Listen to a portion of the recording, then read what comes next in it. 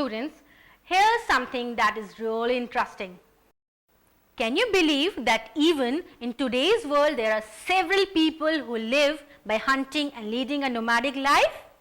There are many examples of such group in our own state of Andhra Pradesh.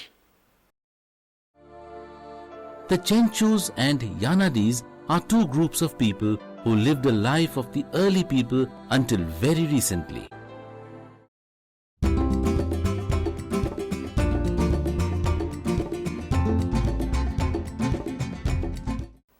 We have noticed that the people in the early days lived a nomadic life. Now, let us have a look at how the men, women and children lived in the early days. It is seen that the men and women took active part in gathering of food and hunting.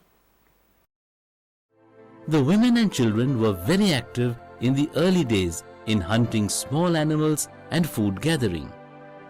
As hunting of large animals took a long time, it was generally done by the men.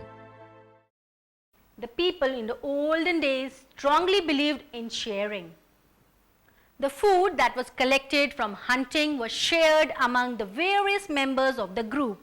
This allowed for no discrimination among the people, and hence there was no rich and poor. The people in the olden days thus believed and followed shared living. They treated each other equally and took the important decisions collectively.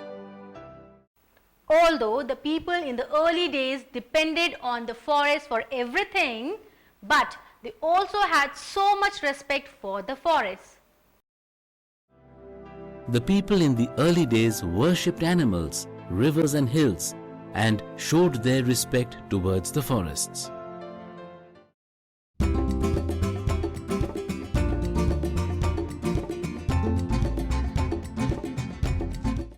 Human beings eventually started to grow crops, although it was only 12,000 years ago. But why do you think these people started to grow crops? The climate of the world underwent a major change around 12,000 years ago. The temperature increased and the world became warmer. This change in the climates led to the conversion of large areas of forests into grasslands. These grasslands provided the required fodder for the cattle.